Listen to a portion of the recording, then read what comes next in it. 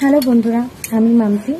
তো আজকে আমি তোমাদের সাথে একটা কথা শেয়ার করতে চাই। আমার জীবনেও সাধারণত এরকম অনেকবার হয়েছে যে আমার খুব ক্লোজ কিছু বন্ধু, আমি খুব একটা বন্ধু বানাই না, কিন্তু কোনো কারণে যদি কারোর সাথে খুব ভালো বন্ধুত্ব হয়ে যায়, তো খুব কম থাকে এরকম লোক।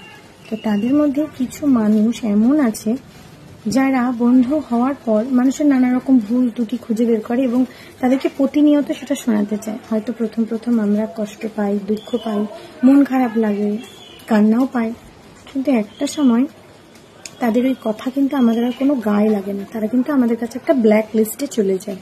তারা হয়তো ভাবে এগুলো বলে বলে আমরা খুব ভালো কিছু করছি, যে মন পাচ্ছি, কিছু পাচ্ছি না, আদৌ তুমি কিন্তু আমার কাছে একটা ব্ল্যাক লিস্টে চলে যাচ্ছ। তো আমার এই এক্সপিরিয়েন্স দিয়ে আমি তোমাদেরকেও বলবো যে কেউ যদি তোমাদের সাথে প্রথম থেকেই এরকম ধরনের কোনো ব্যবহার করে বা তোমার দোষ ত্রুটি ধরে, তো এরকম মানুষের থেকে একটু দূরে থাকাটাই ভালো। কারণ পরবর্তী সময় কিন্তু তারা তাদের স্বভাব কোনোদিনই পরিবর্তন করবে না। তারা প্রথম স্টেজে যদি তাদের এই রূপ দেখিয়ে থাকে, পরে কিন্তু তাদের আরও খতরনাক রূপ থাকে।